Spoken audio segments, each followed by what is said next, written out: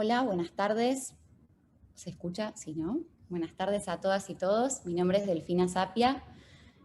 Soy miembro de la Juventud Aeronavegantes, parte de la Juventud Sindical Nacional.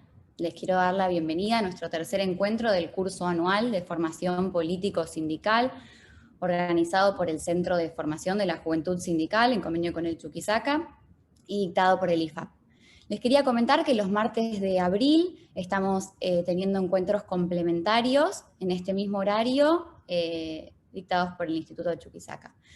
Algunas cosas a tener en cuenta antes de arrancar, las dudas que vayan surgiendo a lo largo de nuestro curso del día de hoy, las pueden hacer por acá o por los grupos de WhatsApp, y la compañera Nati va a estar leyéndolas y pasándolas por acá. En el día de hoy va a estar exponiendo la licenciada en Economía Kelly Olmos, va a estar exponiendo sobre pandemia y economía, situación mundial, regional y argentina, crisis del modelo neoliberal, los organismos de financiamiento internacional, objetivos del gobierno peronista en esta etapa, condicionamiento de la deuda externa, negociación privada y negociación con el FMI, políticas y medidas aplicadas y a desarrollar y las nuevas perspectivas económicas para América Latina y Argentina. Antes de arrancar, le quería dar la palabra a Juan Pablo Brey, que es el secretario general de Aeronavegantes, sindicato al que pertenezco, es parte de la Juventud Sindical y secretario de prensa de la Confederación Argentina de Trabajadores de Transporte. ¿Cómo estás, Juanpi? Ahí está, a ver si ahí se me escucha. ¿Sí? Bueno, buenas tardes, muchas gracias Delphi. Llegué justo porque estaba ahí conectado y se me fue la señal y bueno, recién volví a entrar y justo cuando decían mi nombre, Delphi.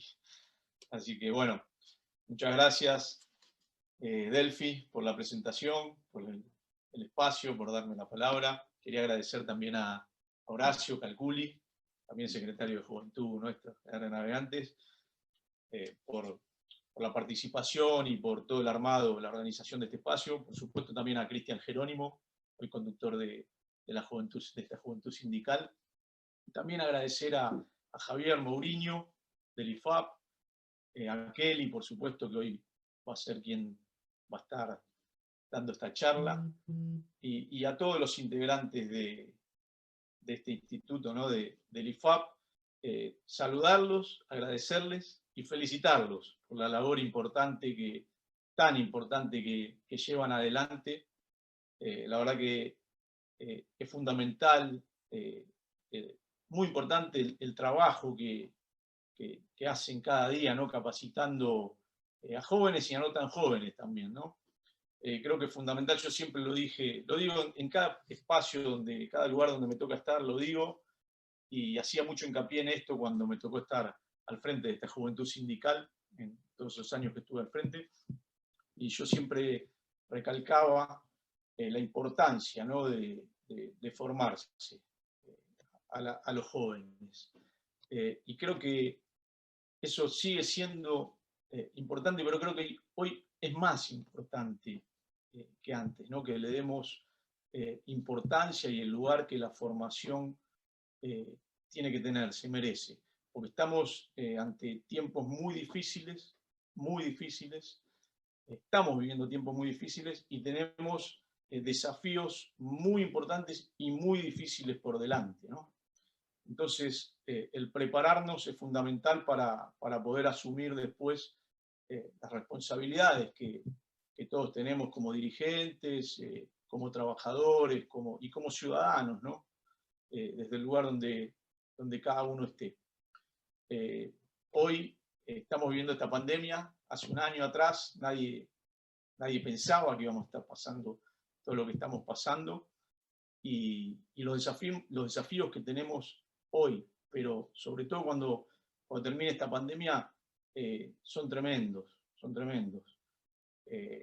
impensados para todos nosotros. En el caso nuestro de la industria aeronáutica, o hablarles de nuestra industria, estuvo parada, una industria que estuvo parada al 100%, con la crisis más importante de la historia, una crisis nunca antes vivida. Hoy, para que se den una idea, las compañías están trabajando y operando al 30%, al 50% las que mayor volumen de operación están teniendo. Y todo esto es durísimo, porque todo esto repercute obviamente, en menos trabajo, en menos puestos de trabajo, en familias enteras que se quedan en la calle. Tenemos empresas que han cerrado, de público conocimiento, caso Latam, que se han ido del país, empresas paradas como Andes, y aquellas que siguen funcionando, como el caso de Aerolíneas, que es nuestra aerolínea de bandera y que sigue funcionando como lo hace, gracias a un Estado presente y gracias a una decisión del gobierno de sostenerla, entendiendo que cumple una función estratégica. La ha cumplido con los vuelos de repatriación, hoy con las operaciones buscando las vacunas, que no lo voy a hablar ahora porque me llevaría bastante tiempo y todos queremos escuchar a Kelly, pero créanme que aquellos que dicen que todo esto es un armado político, de mandar los aviones de aerolíneas a buscar las vacunas y que se gasta más plata que la que se gastaría contratando a privados, créanme que algunos están equivocados y otros obviamente lo usan como una artimaña para hacer campaña, ¿no? Y para llevar agua para su molino, pero créanme que no es así. A quien le interese, en algún momento, en cualquier momento puedo explicarle un poquito cómo es el tema, pero créanme que la función que está cumpliendo Aerolíneas Argentinas, hoy estando a disposición de cada decisión del gobierno, que hoy las decisiones, ustedes saben, se toman en minuto a minuto, y tener una aerolínea a disposición, con sus aviones a disposición, con las tripulaciones a disposición, con todo el personal a disposición, inclusive haciendo operaciones que no están enmarcadas en los convenios colectivos de trabajo, que no están enmarcadas a veces ni en la ley, pero que lo hacemos porque entendemos cuál es la función social que cumple nuestra aerolínea y nosotros como trabajadores. Créanme que para nosotros es un orgullo y es importantísimo contar con esta herramienta. No quiero extenderme mucho, pero también quiero destacar la labor, el trabajo que venimos haciendo todos los sindicatos, ¿no? Todas las asociaciones, desde todas las asociaciones sindicales, desde las obras sociales, poniendo todas nuestras estructuras a disposición del Estado en estos momentos, la función social que estamos cumpliendo, con todos los que lo necesitan, dando de comer, haciendo ollas populares, y muchísimas cosas más.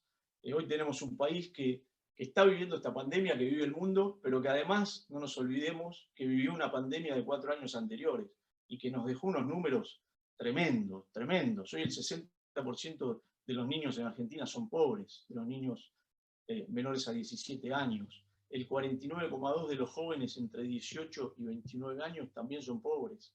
El 35% de los niños asistía a comedores antes de empezar esta pandemia, durante la pandemia anterior.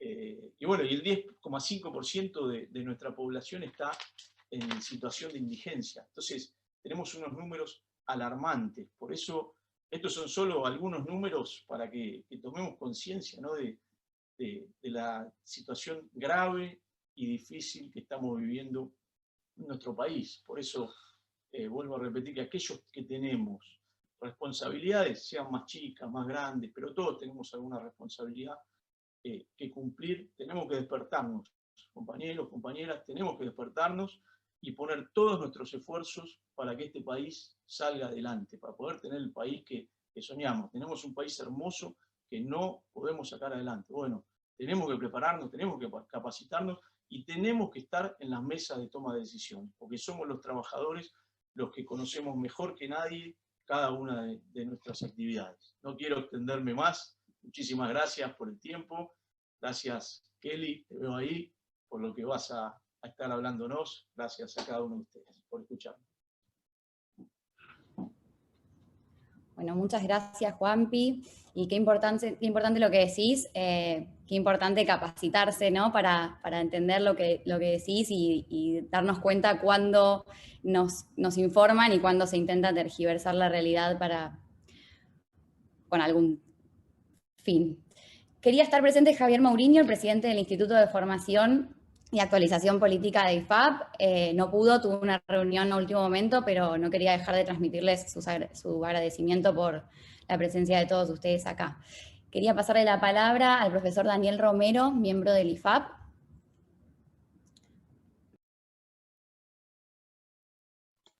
Hola. Sí, bueno, no, simplemente agradecer, darle la bienvenida a todos, agradecer a todos en nombre del Consejo Directivo y de todos los integrantes del IFAP.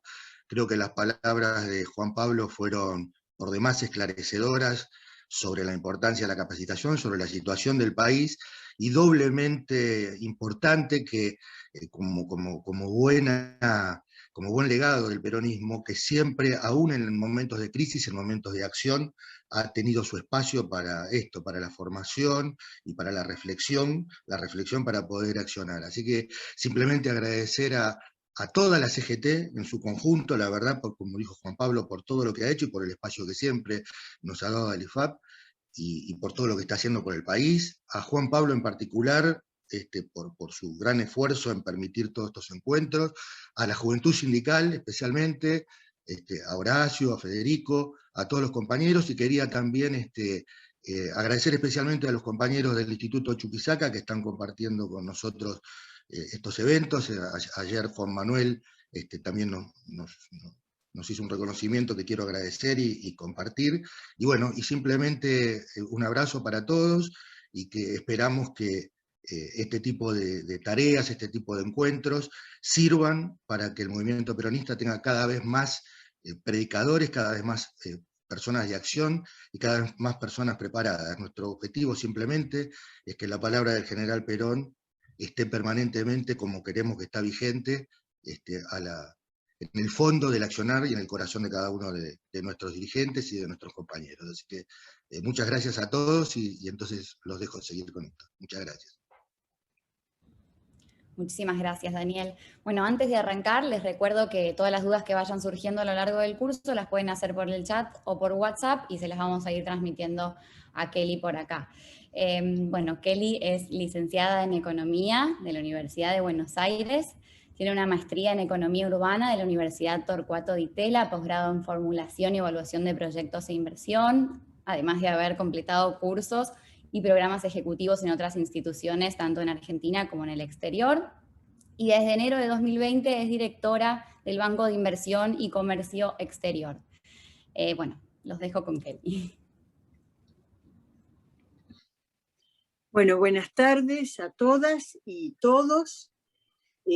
Agradecer a Juan Pablo, al gremio de aeronavegantes, a la juventud sindical, al Instituto Chuquisaca, y por supuesto al IFAP también, al cual yo pertenezco, por darme la oportunidad de entablar este diálogo en el marco de la capacitación de cuadros y dirigentes político-gremiales.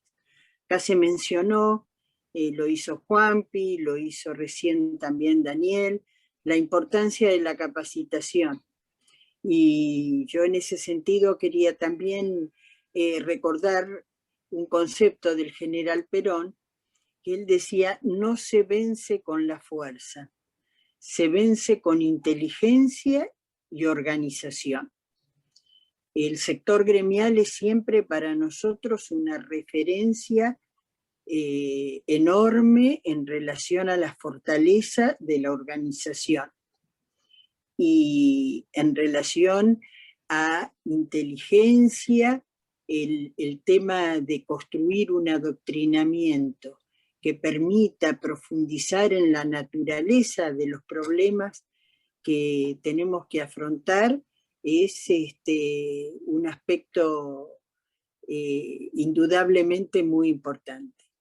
Yo les digo una cosa, compañeras y compañeros que hoy están escuchando esta charla y que pertenecen mayoritariamente a la generación de mis hijos.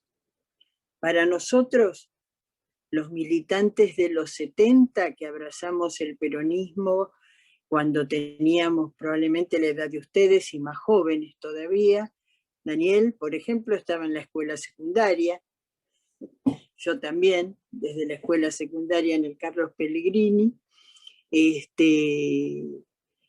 Para nosotros, mirar al rostro de una generación como la de ustedes, que sigue abrazando la causa del peronismo, que además se forma, se compromete y milita, es de un valor enorme, porque resignifica nuestra vida. Así que la que está enormemente agradecida y que espera que lo que yo hoy les pueda exponer les sirva por lo menos para gatillar inquietudes y que a partir de eso ustedes profundicen y podamos seguir trabajando conmigo y con otros referentes, es muy importante.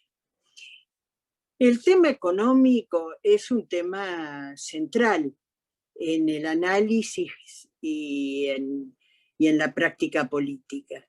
Algunos, los que adhieren al pensamiento único neoliberal, quieren considerar a la economía como una ciencia exacta, digamos, donde sus expresiones deben ser tomadas dogmáticamente e imponerse, y que en definitiva lo que se proponen es hacer que los seres humanos estemos en función de lo que ellos reconocen como leyes económicas.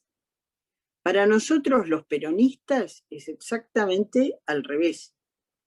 Para nosotros los peronistas, la economía es una disciplina que organiza el sistema de intereses económicos de manera que pueda servir al bienestar general, que pueda estar en función de la realización de los seres humanos y de la comunidad.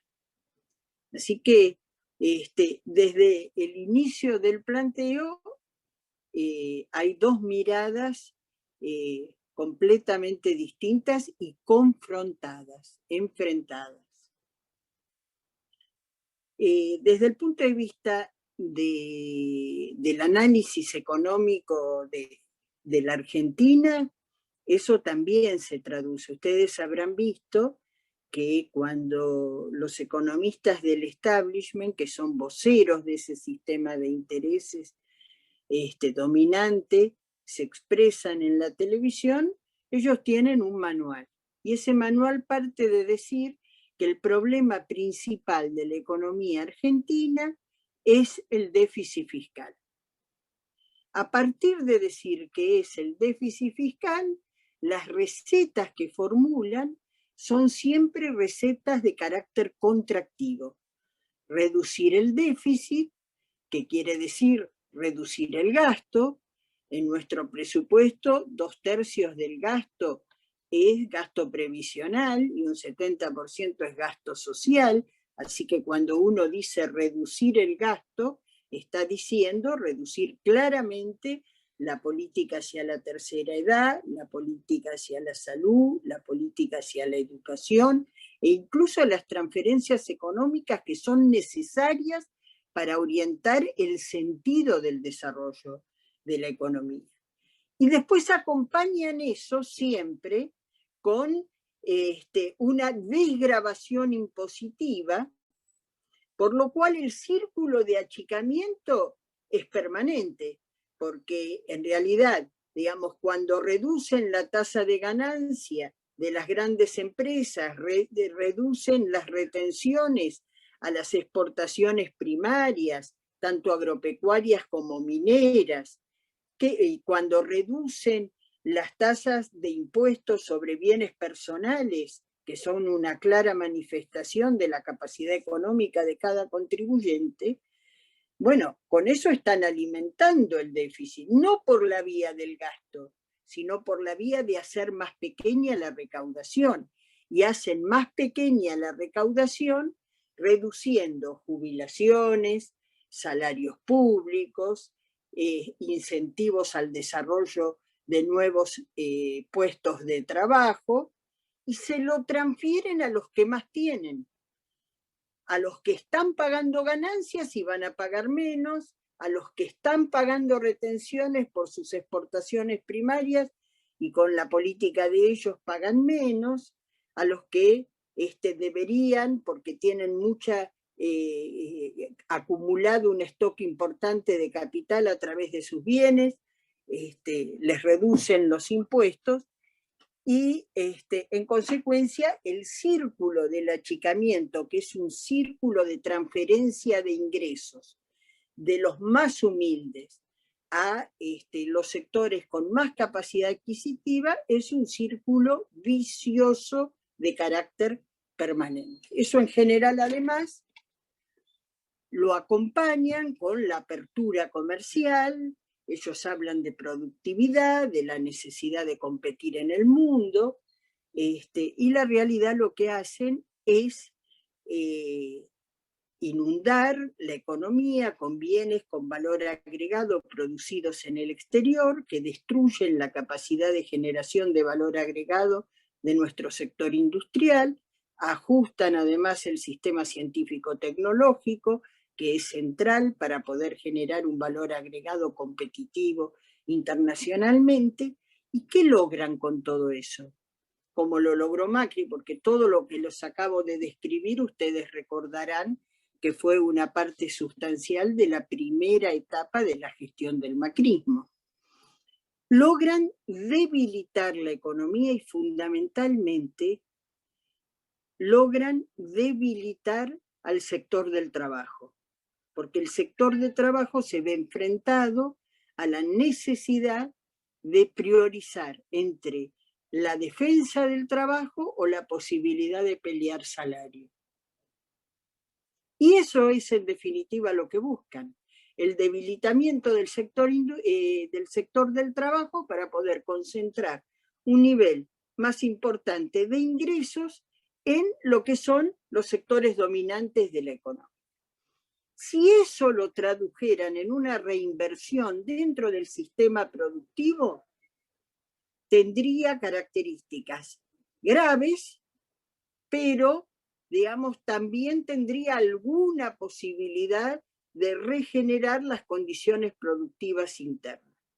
Pero acá en la Argentina y en el mundo, a partir de lo que fue el consenso de Washington y a partir de lo que fue la crisis del petróleo previamente, a mitad de la década del 70, esa capacidad de concentración de la riqueza en pocas manos se fuga de los países que generan esa riqueza hacia las guaridas fiscales, donde obtienen protección, donde prácticamente no pagan impuestos o las tasas impositivas son mínimas y constituyen un flujo de capital que alimenta un proceso de especulación financiera. Eso se llama, da pie a lo que se denomina la financiarización de la economía, porque esos flujos de capitales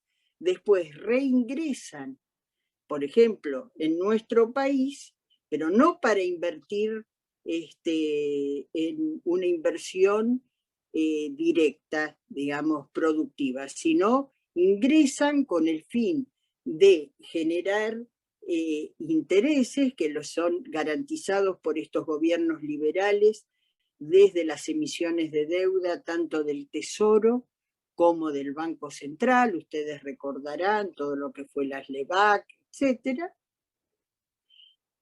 Y forma parte de un pacto por el cual esas divisas ingresan, generan un excedente o se apropian del excedente de la economía real a través de esas tasas de interés enormes que se le garantizan, y después, digamos, también simultáneamente se les garantiza un retraso del tipo de cambio que les permite una tasa real de ganancia enorme que se llevan con mucha más celeridad además de la que ya generaron al llegar. Y en cada una de esas transferencias, como vengo diciendo, transfieren una parte importante del excedente que se genera en la economía local. Entonces, De lo que estamos hablando cuando dicen que somos un país pobre, no, no somos un país pobre. Somos un país empobrecido, igual que el resto de los países de América Latina, porque tenemos una enorme capacidad de generar trabajo, porque tenemos una enorme capacidad de generar excedente, pero ese excedente, por un sistema internacional que tiene las características del capitalismo actual, se extrae con el apoyo de gobiernos que son afines, como fue el gobierno de Macri, como fue el gobierno de la dictadura militar del año 76, como fue también en los 90, se extrae y se remite nuevamente a esas guaridas fiscales y a inversiones en los países centrales. La verdad que eso lo que hace es reproducir una situación que nosotros venimos viviendo desde la colonia, digamos, lo que Galeano llamaba las venas abiertas de América Latina, ¿no? Estos procesos de extracción que hacen que el capital que podemos generar a través del trabajo, del ahorro y del esfuerzo de los argentinos termine en los países centrales. Para eso, además de generar un excedente y de que ellos se apropien de ese excedente, hay una segunda condición, y es que ese excedente, para poderse transferir al exterior, tiene que poder transferirse en divisas. Y ahí se genera lo que ustedes habrán escuchado hablar mucho tiempo, que es el tema de la condición bimonetaria de nuestras economías. Nosotros emitimos como país soberano una moneda, pero esa moneda no tiene todos los atributos de las monedas que emiten los países centrales. Sirve para las transacciones entre nosotros, pero no la reconocen para las transacciones internacionales de importación y no la reconocen como reserva de valor. Y no la reconocen como reserva de valor los sectores centrales porque, bueno, aspiran a tener una moneda que les permita acumular en esos países y además no la reconocen como reserva de valor también el conjunto de los argentinos, aún de los que tienen una muy pequeña capacidad de ahorro, porque las crisis periódicas que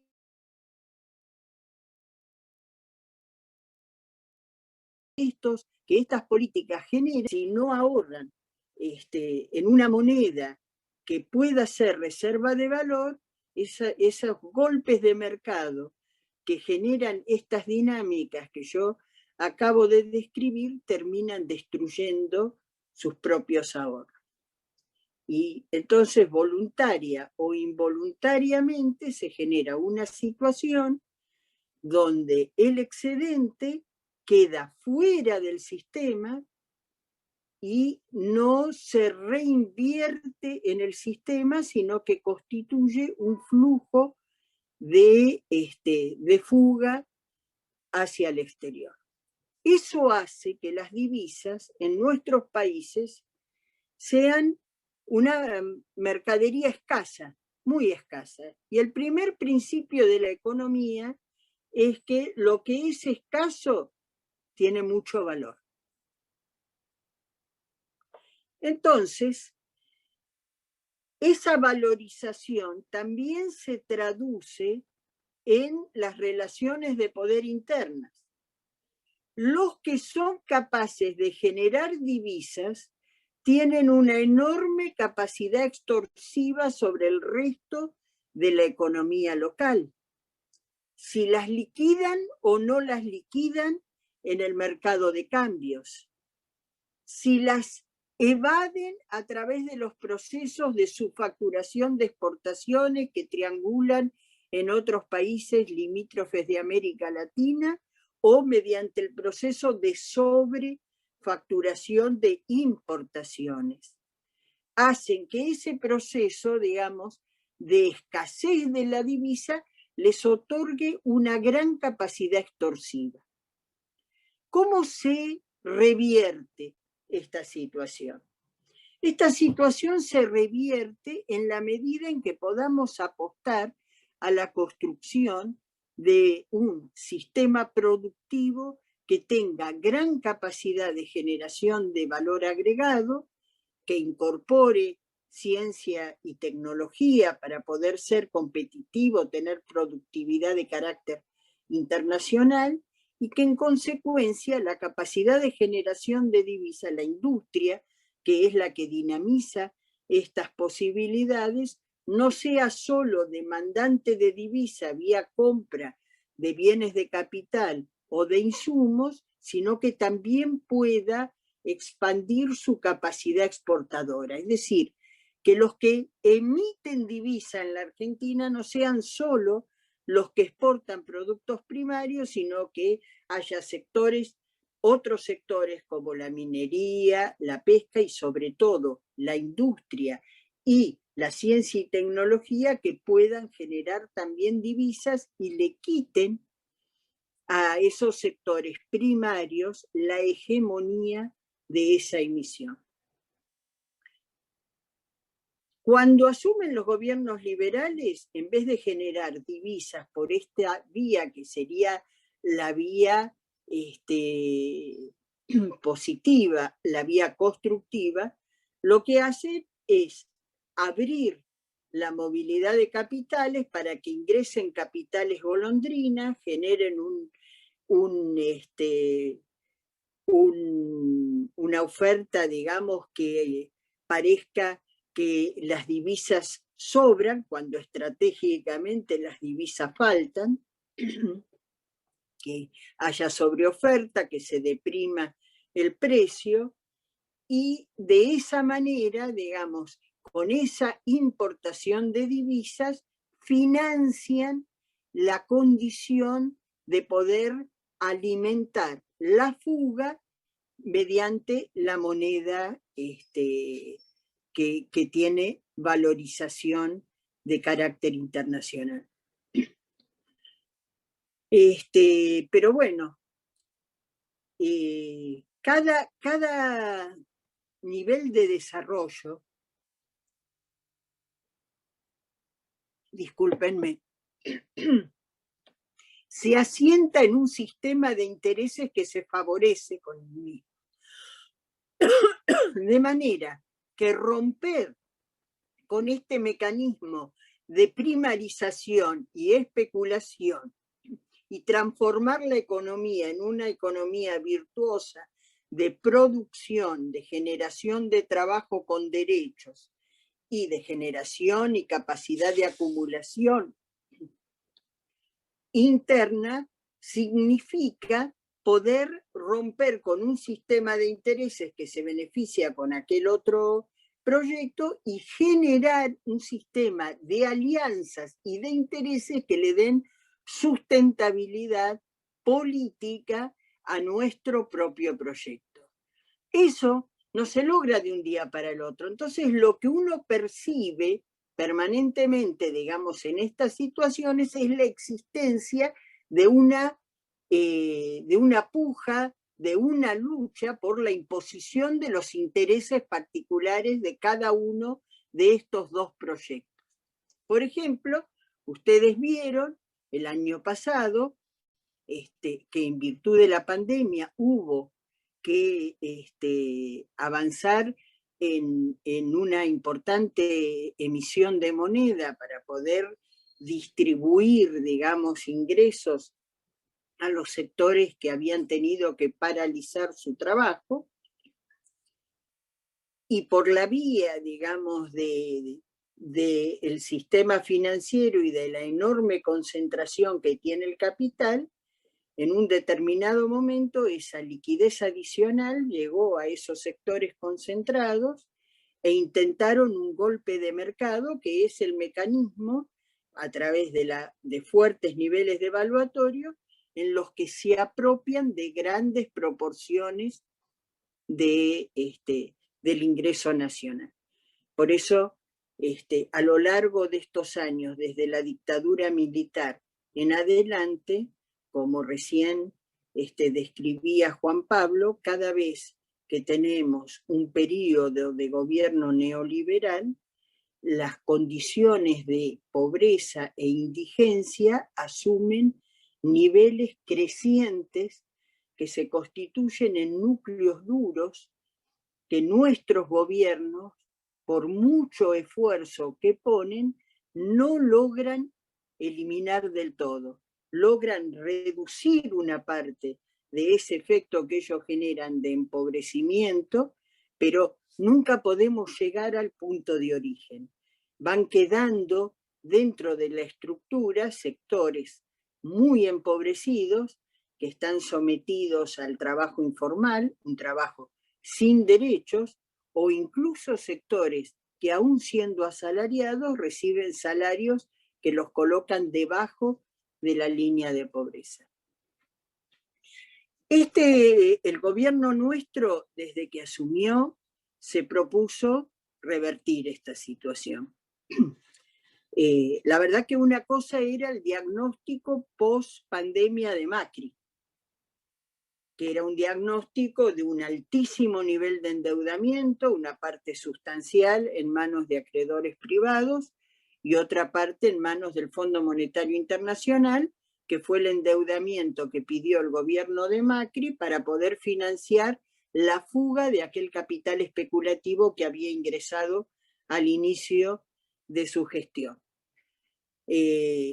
Había una situación fiscal como la que ya les describí, de un achicamiento de la capacidad recaudatoria del Estado, que había generado una situación de déficit, pero que en el momento del acuerdo que hicieron con el Fondo Monetario Internacional, hicieron un ajuste de carácter brutal que debilitó muchísimo la estructura económica y que nos dejó, por ejemplo, como saldo, un promedio de la capacidad adquisitiva de los salarios 20 puntos por debajo de lo que había sido el nivel de salario real en el año 2015, cuando dejamos anteriormente el gobierno.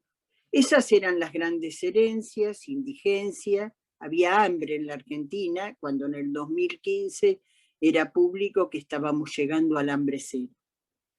En el 2019 volvió a imponerse 10% de la población en condiciones de indigencia, es decir, sin capacidad de comprar los alimentos mínimos.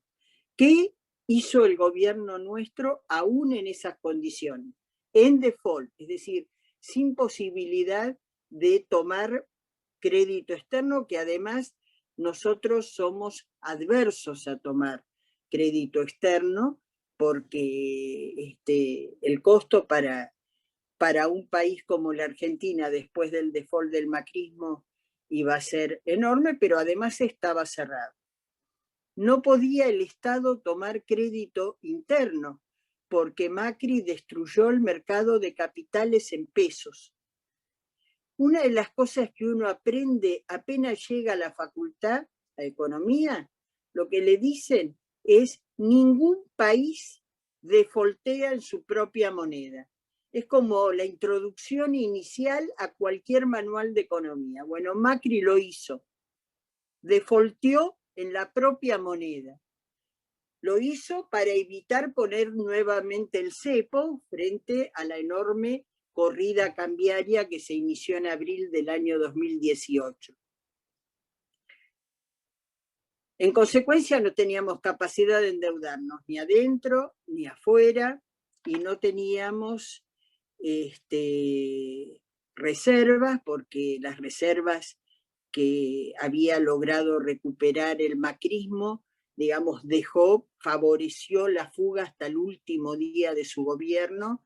15 días antes puso un cepo, digamos, prácticamente, pero dejó que, decían públicamente en los diarios, no le dejemos $1 a Cristina.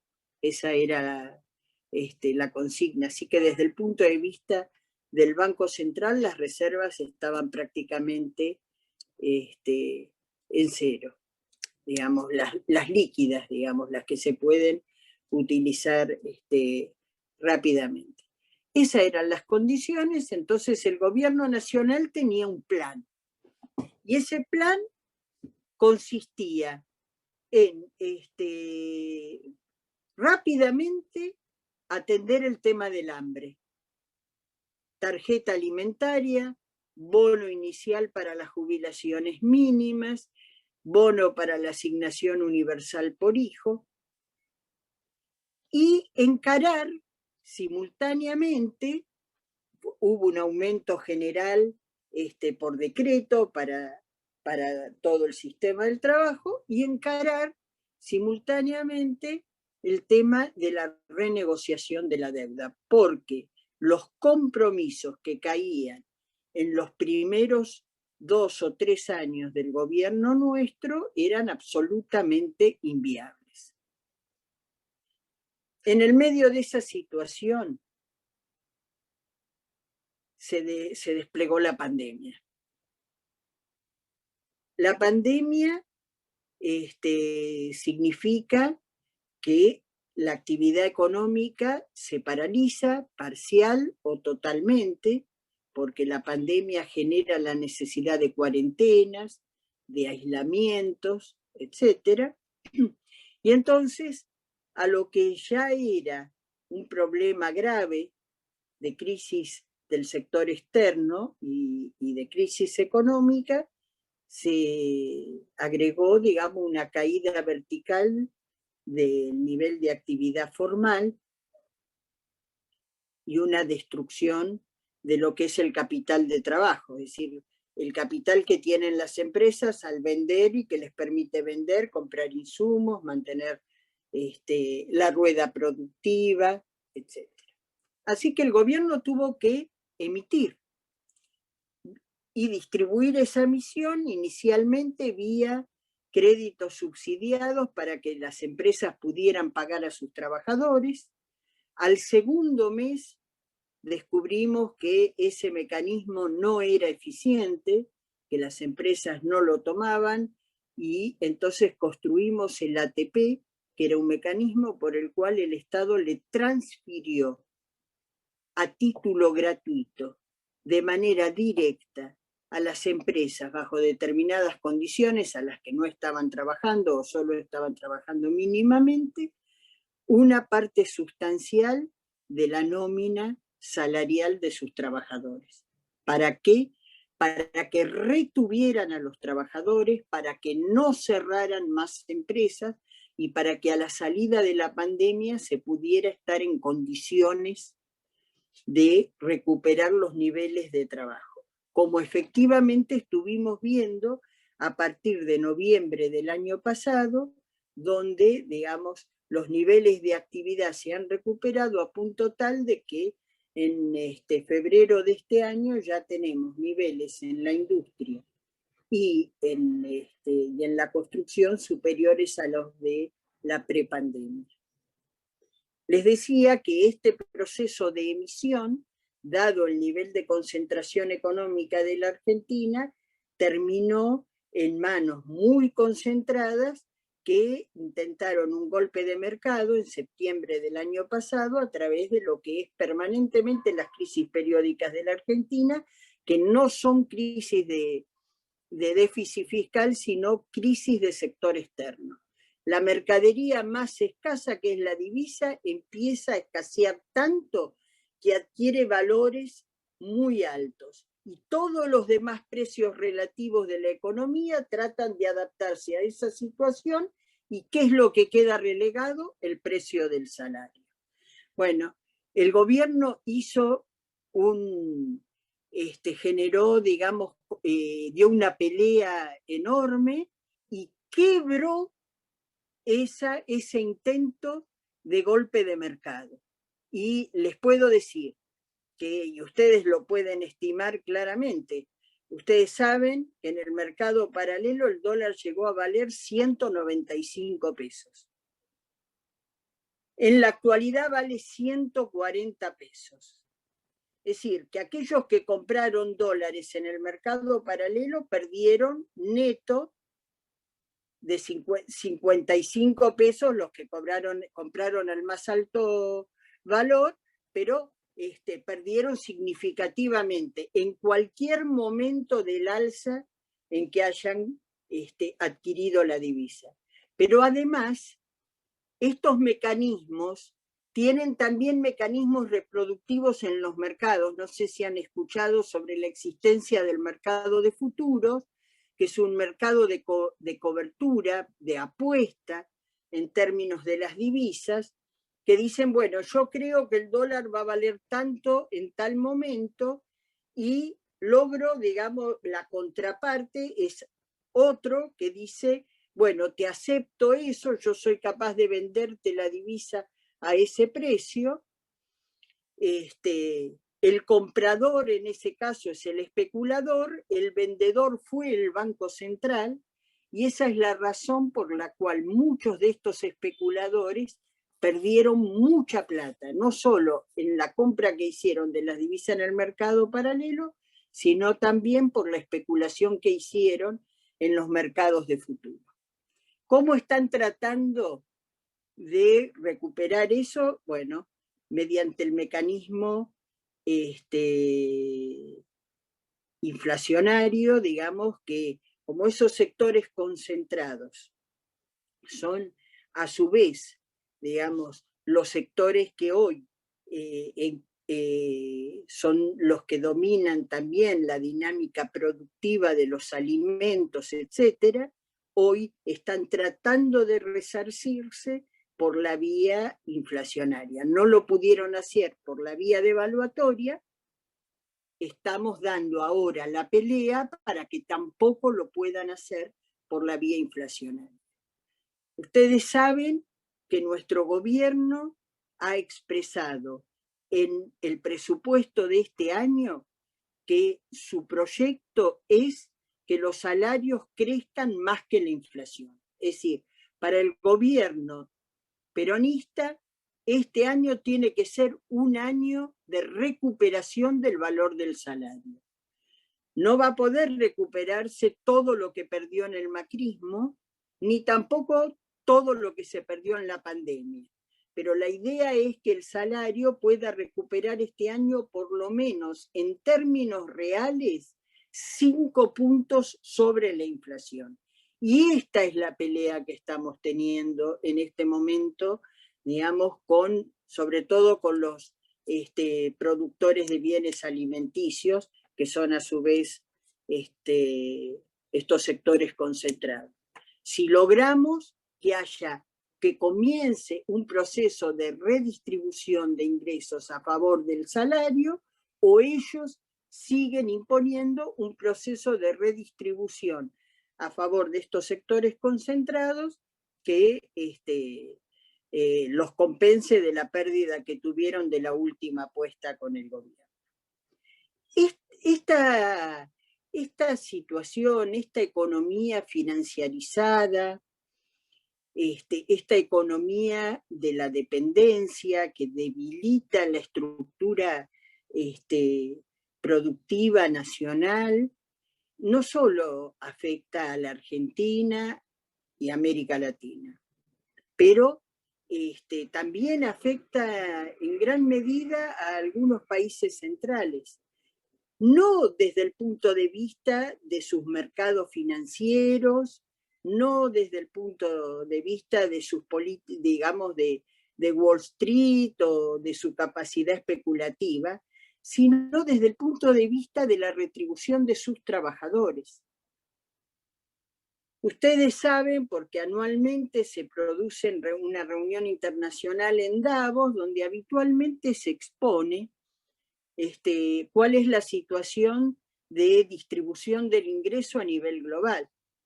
Y este proceso ha llevado a que el nivel de concentración y polarización económica a nivel global sea tal que antes de la pandemia, 10 personas, menos de lo que para nosotros es los dedos de la mano, concentren niveles de riqueza que son iguales a los que tienen el 50% de la población mundial de menores ingresos.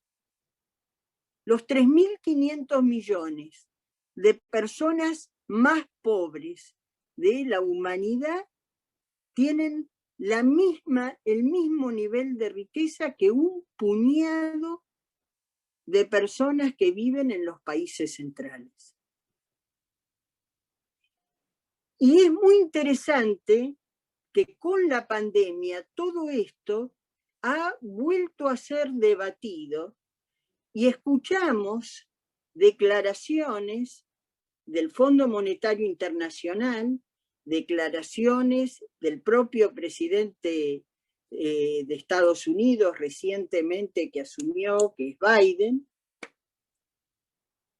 que reconocen esta situación y consideran que hay que intervenir para revertirla. Biden hace un par de días planteándose volver a regular las condiciones del mercado de Wall Street y volver a incrementar las tasas impositivas que redujo Trump durante su gestión, lo que dijo es: de las principales empresas estadounidenses, el 90% hace 5 años que no tributa un peso al fisco de los Estados Unidos. Y el Fondo Monetario Internacional, en un equipo técnico encabezado por la misma Kristalina Georgieva, dijo: la pandemia ha generado una situación que agudiza los niveles de concentración del mercado, de niveles de concentración económicas preexistentes, a punto tal que eso va a impedir la reactivación económica, porque impide que nazcan nuevas empresas, impide la competencia, impide la distribución de riqueza hacia los sectores asalariados y, en consecuencia, si no intervenimos para revertir esa situación, no vamos a poder revertir las consecuencias nefastas de la pandemia, que yo digo, sumadas a las consecuencias del proceso previo de concentración económica que estuvimos contemplando. Ustedes, que son cuadros políticos sindicales, habrán seguido que hace pocos días hubo una votación en la Casa Central de Amazon, en Alabama, donde los trabajadores tenían que discutir si se sindicalizaban o no. La empresa impulsaba que esa elección fuera por el no, y lamentablemente ganó el no. Esos trabajadores votaron no sindicalizarse, porque se creen parte de una élite que no necesita de la organización del conjunto de los trabajadores para recibir beneficios. Y es posible que así sea, y que esa élite logre tener ventajas sin sindicalizarse. Lo que es seguro es que esas ventajas van a ser sobre la base de la pérdida de derechos del resto de los trabajadores de su comunidad.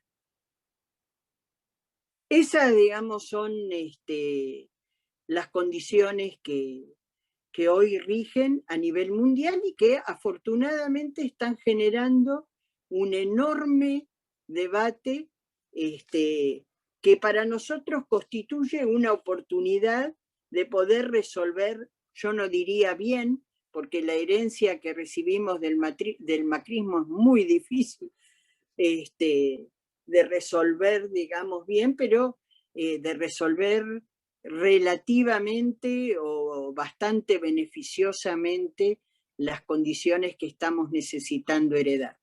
Como les dije, encaramos al principio del gobierno una renegociación, dijo el Mosquito, ¿no?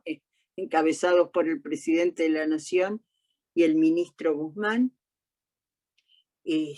una renegociación de la deuda con los acreedores del exterior privado, se logró una quita de 37.000 millones de dólares y la posibilidad de desplazar los pagos que corresponden a este periodo de gobierno.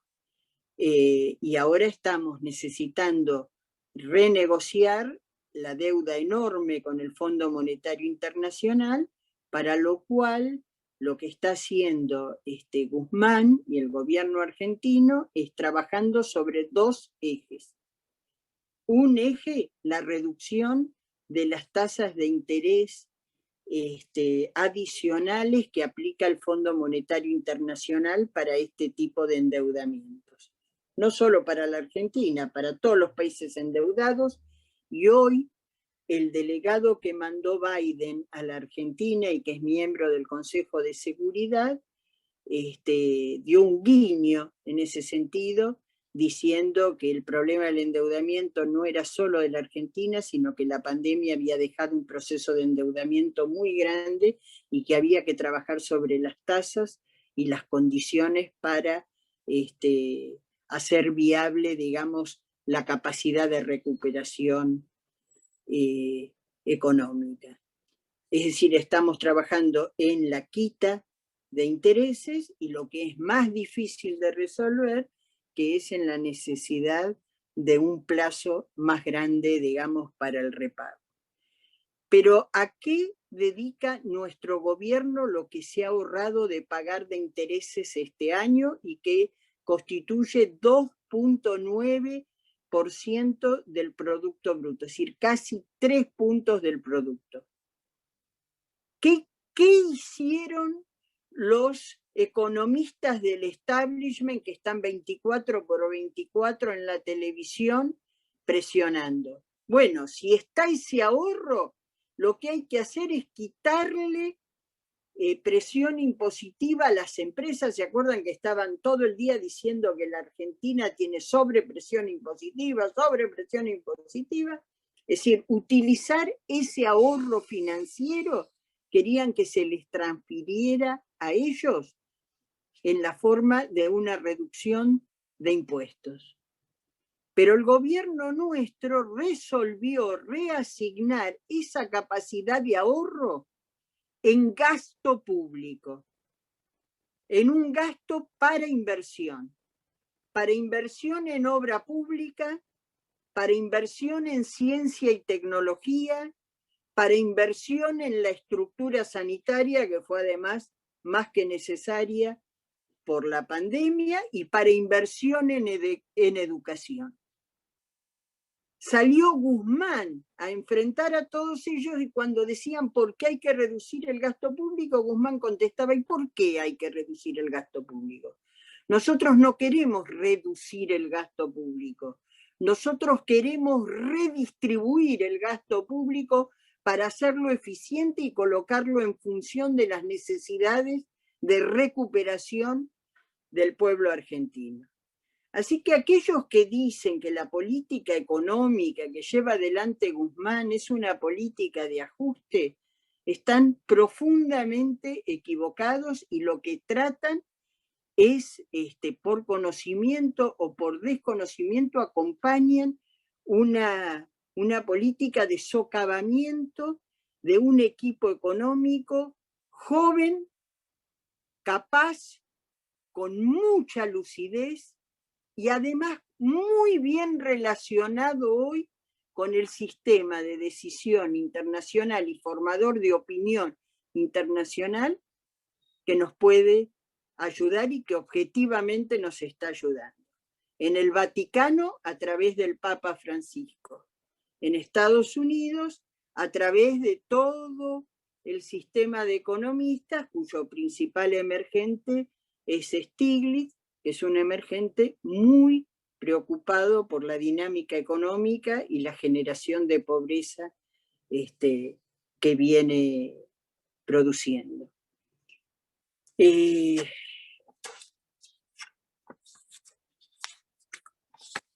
¿Cuál es? Hay dos ejes muy importantes que me parece central trabajar un poquito antes de tomar las preguntas que ustedes volcaron en el chat y de tratar, digamos, de responder a las mismas.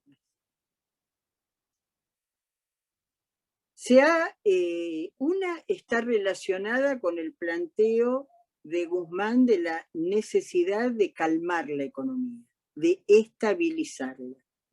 Es cierto que muchas veces se usó el término estabilización como sinónimo de política de ajuste, pero ese no es el concepto que está llevando adelante el Ministerio de Economía en la actualidad.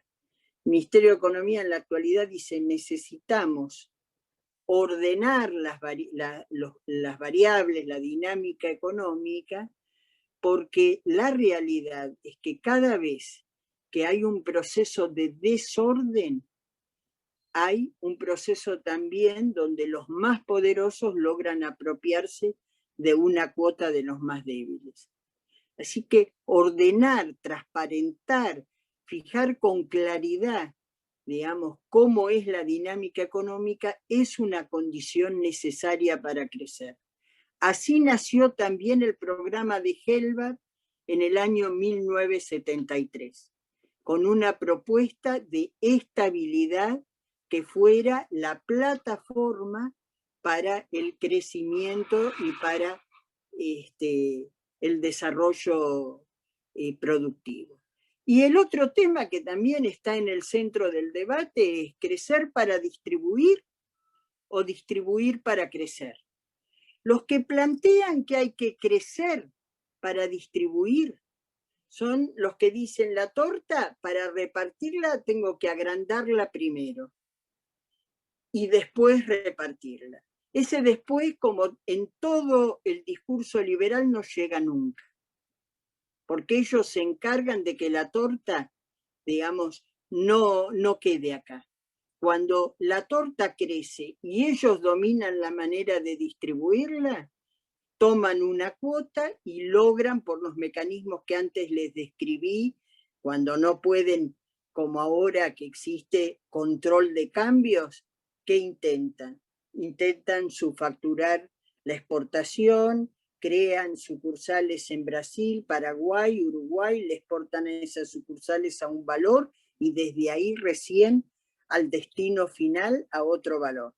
Esa es una manera en la que fugan. Y la otra por la sobrefacturación de las importaciones.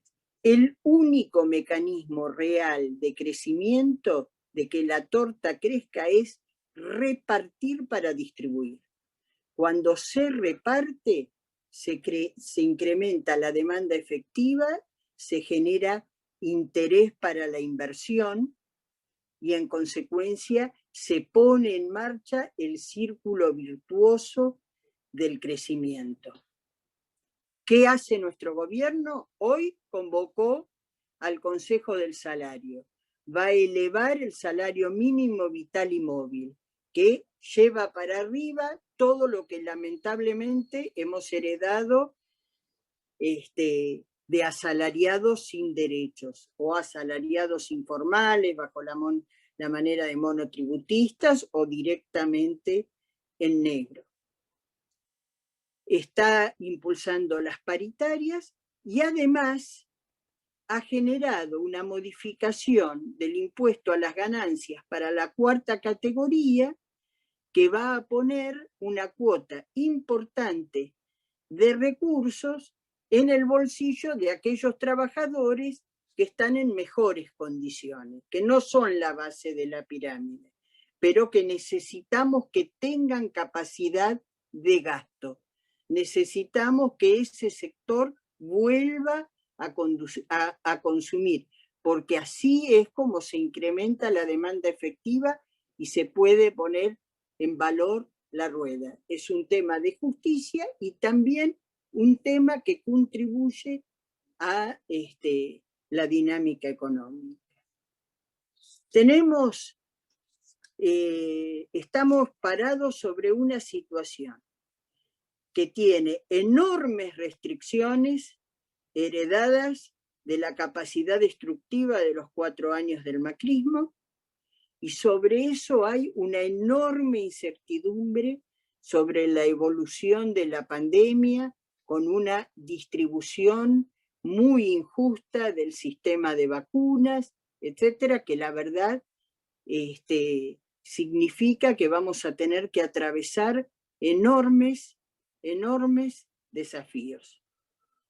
Es muy importante que nos aclaremos entre nosotros, es muy importante que fortalezcamos la unidad y que tengamos un claro apoyo a la tarea que está desarrollando el gobierno nacional, que enfrenta una pelea de enorme magnitud.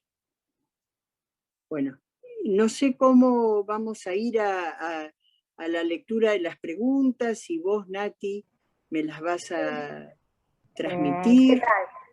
Sí. Bueno, buenas tardes a todos y todas. Mi nombre es Natalia Gutiérrez, soy integrante de la Unión de Trabajadores de Estudios Jurídicos y de la agrupación La Centeno de la Facultad de Derecho, la UBA. Y estos últimos minutos los vamos a utilizar para evacuar todas las preguntas y consultas que ustedes nos hicieron llegar en el chat. Así que bueno, si la licenciada me da el ok, arranco con las preguntas. Sí, por supuesto. Bueno, ¿por qué se insiste en pagarle al FMI la deuda que contrajo el gobierno anterior cuando existen mecanismos legales para denunciarlos en La Haya, único lugar legal donde puede ser denunciado, por incumplimiento? ¿En dónde, perdón? En La Haya. ¿Haya? No entiendo qué. En La Haya, en la corte, sí, en la corte de La Haya. Ah, La Haya. Claro, sí, La Haya. ¿Querés que empiece de nuevo? No, ya entendí. Dale. Ah, bueno, dice, único lugar legal donde puede ser denunciado por incumplir con su propio estatuto para beneficiar la elección partidaria y no para ayudar a la nación. Mira, la realidad es que hoy en la conducción del Fondo Monetario Internacional están todos los países. Si nosotros tuviéramos una confrontación absoluta, por ejemplo, con el Fondo Monetario, deberíamos devolver hasta el swap chino, porque una condición del swap chino es estar dentro del Fondo Monetario Internacional. Así que eso que suena muy lindo, la verdad que no existe. No hay ningún país del mundo que hoy se aísle de esa manera, y menos un país de la magnitud de la República Argentina, que no puede estar, digamos, autosustentarse, que necesita, para mantener su estructura productiva, vender al exterior, comprar del exterior. Y hoy todo, como vuelvo a decirte, China, Rusia, todos los países están en el fondo. ¿Qué es lo que nosotros tenemos que hacer por eso? ¿Aceptar las reglas del fondo? No, pelearlas. Y las estamos peleando. Porque no fuimos primero. El mismo día que asumimos, Alberto dijo que aunque el crédito era de 56.000 millones de dólares, y Macri había tomado solo 44.000 o 45.000, no íbamos a tomar un dólar más. Si nosotros tomábamos los dólares que estaban pendientes, teníamos que someternos a las mismas condiciones que el macrismo había acordado y que eran inviables. Así que nosotros fortalecimos nuestra capacidad de negociación no tomando un dólar más y peleando todas las condiciones. Estamos peleando la tasa de interés, estamos exigiendo en todos los foros internacionales, construyendo alianzas con los países periféricos y con los países centrales. Hoy mismo Guzmán está haciendo una recorrida por toda Europa, que son los grandes socios, digamos, tanto del fondo como del Club de París, que tenemos una deuda todavía de 2 cuotas anuales, para lograr que, en virtud de que esa deuda fue mal contraída sobre la base de una imposición política del anterior gobierno de Estados Unidos sobre el conjunto del directorio del fondo. Todas las cosas que nosotros sabemos nos tienen que dar la posibilidad de devolverla a un costo y bajo condiciones que no signifiquen la imposibilidad de que la Argentina se recupere. ¿Cuándo? Por eso dijimos no tenemos apuro. Es decir, nosotros no estamos planteando como querían algunos periodistas que fuera marzo, que fuera abril, porque tenemos el vencimiento de mayo con el Club de París. No, no. El gobierno nacional dijo será cuando estén dadas las condiciones para poder llegar al acuerdo que le sirva a la República Argentina. Bueno, cambió el gobierno de Estados Unidos, las cosas que hoy declara Biden son muy interesantes, esto que yo les digo, recuperación del sistema fiscal de los estados, y Yellen dijo un impuesto a las multinacionales de carácter global, es decir, hoy vuelvo a insistir, González dijo hay que revisar las reglas del fondo para facilitar la situación de los países endeudados. En este mundo nadie se aísla. Lo que hay que hacer es negociar teniendo claro nuestros propios intereses y negociar presionando para que esos intereses tengan el mayor nivel de logro posible. En el medio hemos generado una denuncia penal en la Argentina y aspiramos que los que firmaron por la Argentina en esas condiciones, la verdad que terminen presos, y ojalá así sea, como lo habíamos hecho con el tema del megacanje, que los absolvió a todos y después los vimos hechos funcionarios del macrismo. No es que no lo denunciamos, sí, lo estamos denunciando y esperamos poder ejercer un proceso sancionatorio. Pero sobre todo lo que nosotros tenemos que hacer es trabajar políticamente. Nunca más en la Argentina puede ser posible que los sectores populares crean que en la oligarquía argentina está la solución a los problemas de este país. ¿Qué duda cabía que Macri iba a hacer lo que cínicamente negó en toda la campaña? Así que la tarea, si queremos revertir esto para siempre, es una tarea política. ¿Y de quién es la responsabilidad? Nuestra. No tenemos que permitir que debiliten nuestra unidad. Si debilitan nuestra unidad, se van a volver a imponer, no por su fortaleza, sino por nuestra debilidad. Bueno, gracias. Pasamos con la próxima. Esta viene a complementar la pregunta anterior.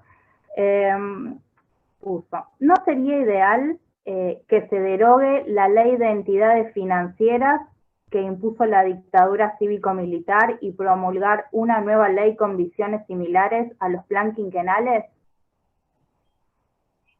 Mirá, sí, yo creo que hay que hacer una nueva ley, pero tampoco estamos como con la dictadura militar, porque nosotros en el último gobierno peronista hemos legislado una nueva carta orgánica del Banco Central. Ya no es la carta orgánica ni de la dictadura militar que decía que el Banco Central era independiente y que tenía un solo objetivo, que era cuidar el valor de la moneda. Ahora entre los objetivos del Banco Central está en generar una política monetaria que favorezca la reactivación económica, por ejemplo, que favorezca la distribución del ingreso.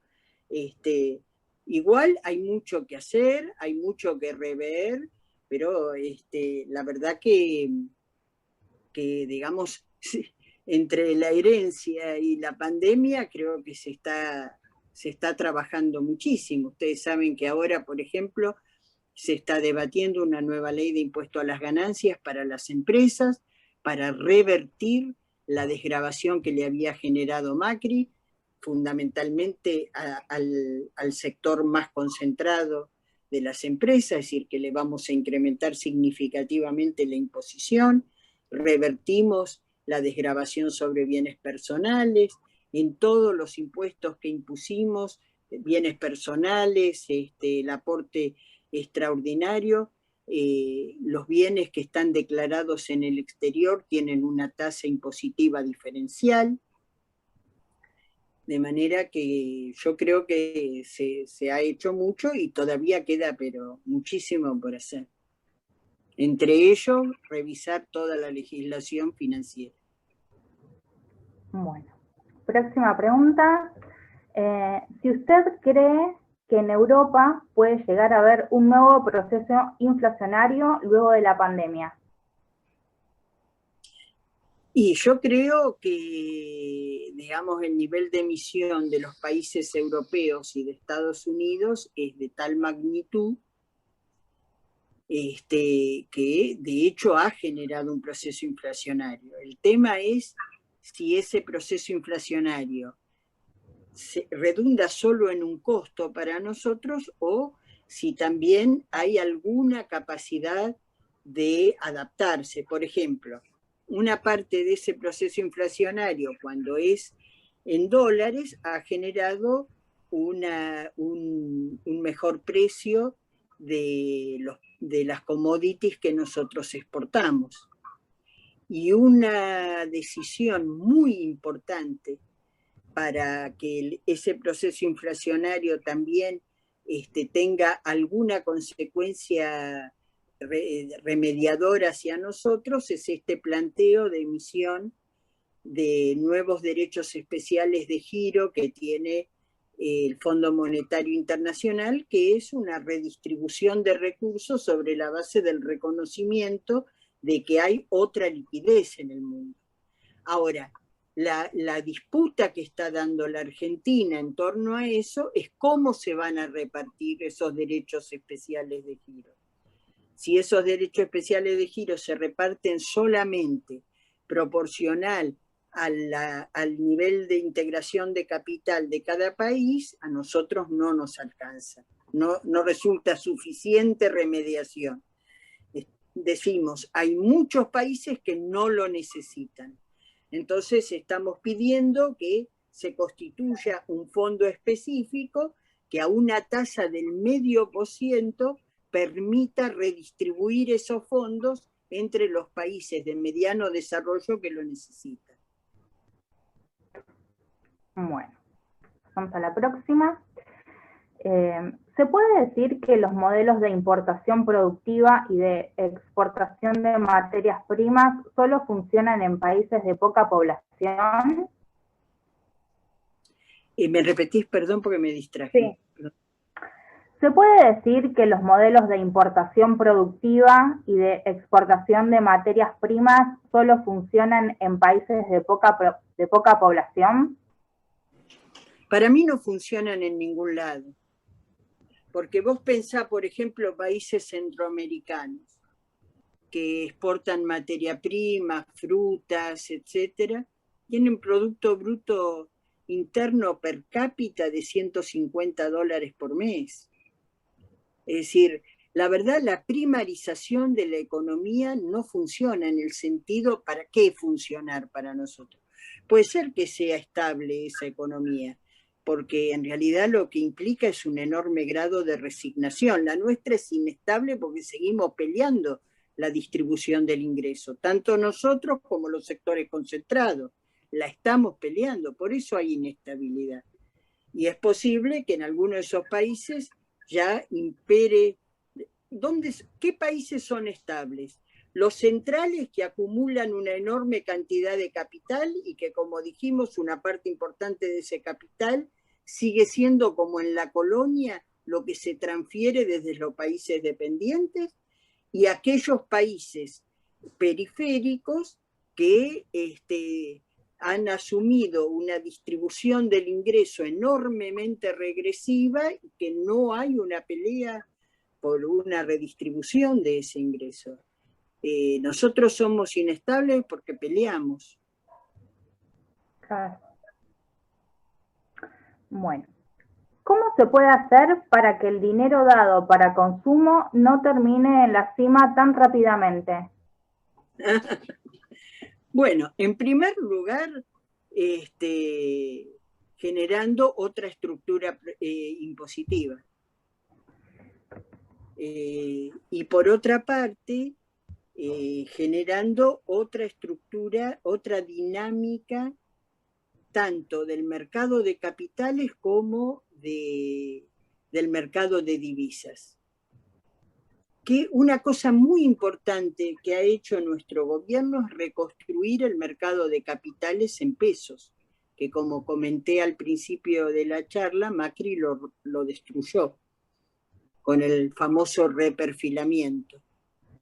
¿Qué quiere decir? Bueno, que nosotros tomamos el Estado argentino, las empresas, toman créditos en pesos, que es lo que la mayoría de la economía genera, pesos, y los repaga en pesos.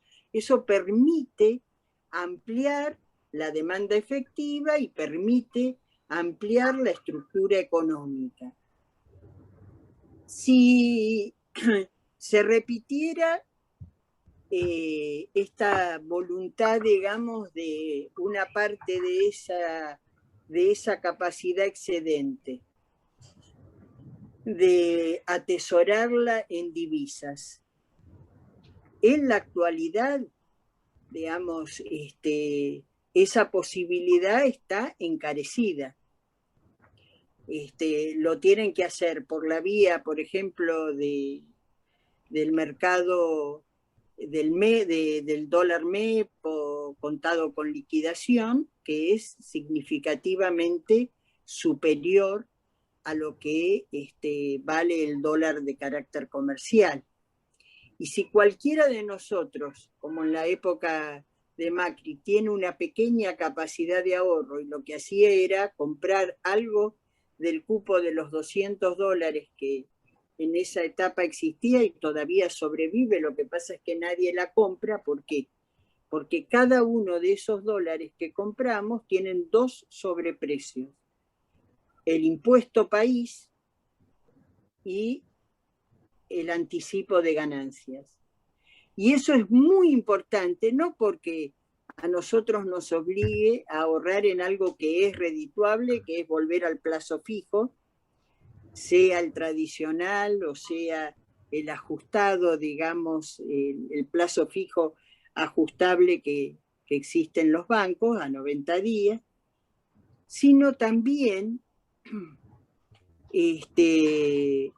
perdón, me distraes, perdóname, sino también porque disuade, más allá de la pandemia, ¿no es cierto?, a los que van al exterior, compran en el exterior. Estamos hablando los que tienen mucha capacidad adquisitiva. Cada compra que se hace en el exterior tiene un valor de dólar de 160, no de 90. Entonces, lo que antes se iba en turismo emisivo y peor que en la parte, digamos, específicamente turística, en la compra en el exterior, que se hacía a través del turismo emisivo, hoy está muy encarecido. Los que tienen capacidad adquisitiva lo harán, pero le dejan 65% de recaudación impositiva al Estado Nacional. Recién hicieron una repregunta sobre lo que lo que respondió. ¿A qué se refiere específicamente con otra estructura económica? Y una estructura económica donde la dinámica central vuelva a ser la economía real, la generación de valor agregado, con incorporación de ciencia y tecnología y con generación de empleo con derechos. Una estructura económica que no esté dinamizada exclusivamente por la capacidad de generar divisas del sector primario, sino que tenga competitividad en sectores donde la ciencia y la tecnología y el valor agregado sean dominantes. Supongo que a eso se refiere, no sé, porque está muy... Pero bueno, si me la quieren volver a repreguntar, si en realidad se refería a otra cosa, estoy a disposición. Bueno, seguimos.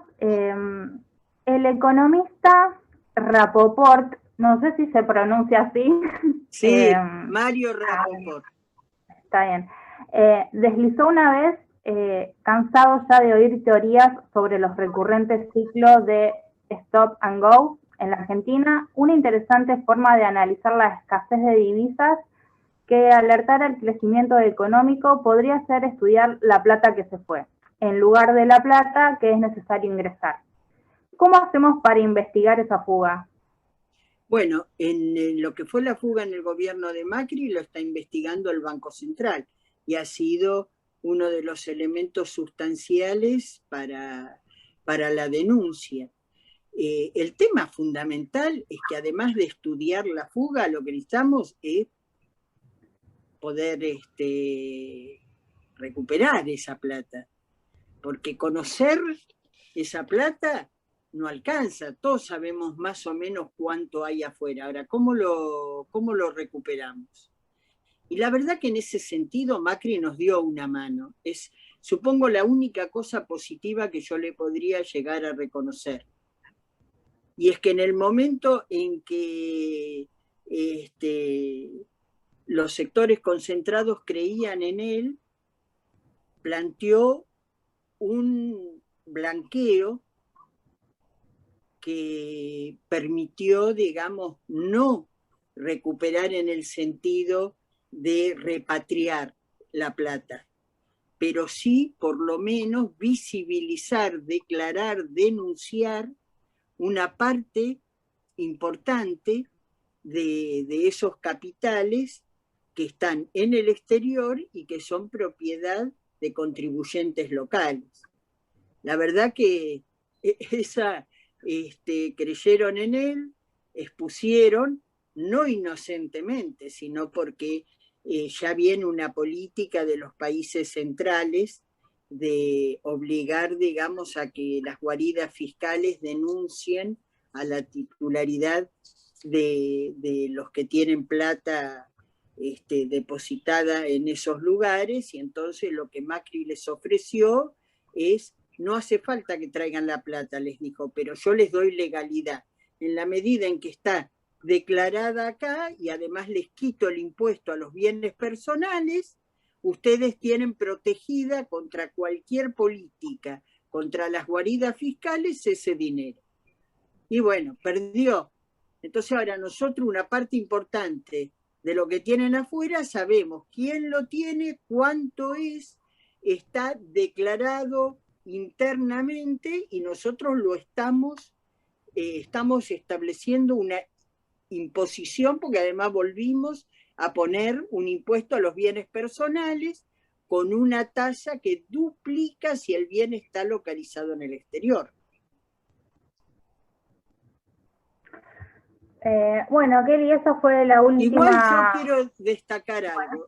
Los estudios de Mario Rapoport y de Flaxo, por ejemplo, que están referidos a la fuga, son muy importantes. Es posible que no signifique para nosotros recuperar la plata, pero significa conocer la naturaleza con la que esos sectores funcionan. Y esa es una condición necesaria para poder formular una política pública adecuada, que en lo inicial impida que sigan fugando y en lo posible tratar después, digamos, de recuperar lo que se pudiera de esa fuga. Pero si pudiéramos impedir que sigan fugando, ya sería un gran logro, ¿no es cierto? Ahí se mencionaron otros economistas, yo mencioné Flaxo y mencioné a Mario Rapoport porque, bueno, me parece que son los que más sistemáticamente han trabajado estos temas. Bueno, esa fue la última pregunta. Te agradecemos mucho por tu predisposición y por responder todas las preguntas de los compañeros y compañeras. Gracias por la excelente clase que nos brindaste. ya que es muy importante que nos sigamos capacitando, formando y construyendo un pensamiento crítico, ya que desde este espacio que está conformado por diferentes sectores, consideramos que la educación y la formación es la herramienta fundamental para poder erradicar la desigualdad social.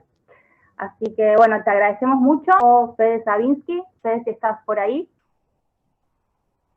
Nati, bueno, muchísimas gracias, excelentes presentaciones.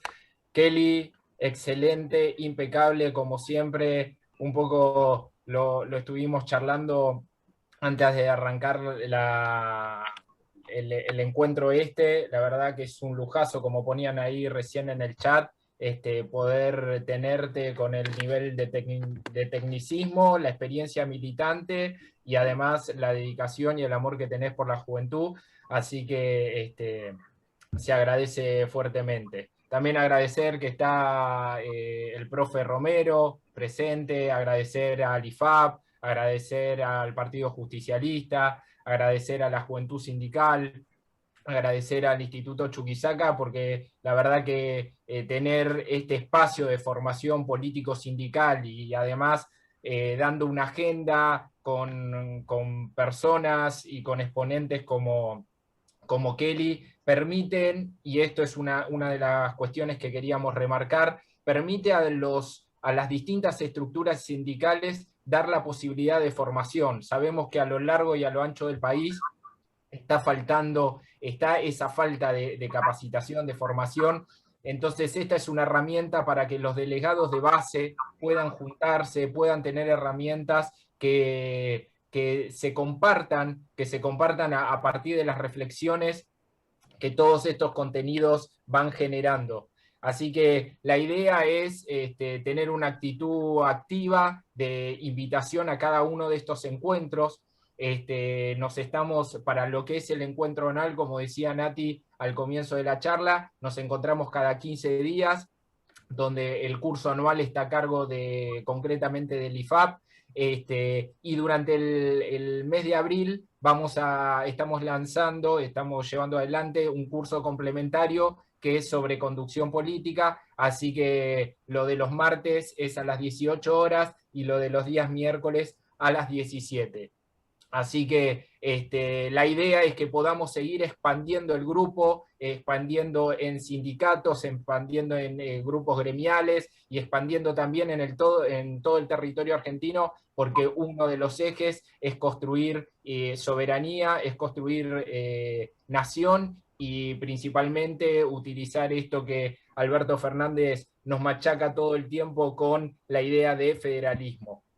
Así que está en nuestra tarea poder fomentar y poder invitar también a compañeros, a compañeras y a compañeros que se sumen a esta tarea de formación, darle continuidad, disciplina y poder seguir pensando la doctrina como ayer repetíamos y trabajamos en el curso, para poder vivir mejor y seguir fomentando la construcción de la comunidad organizada. Kelly, muchísimas gracias. Nati, impecable.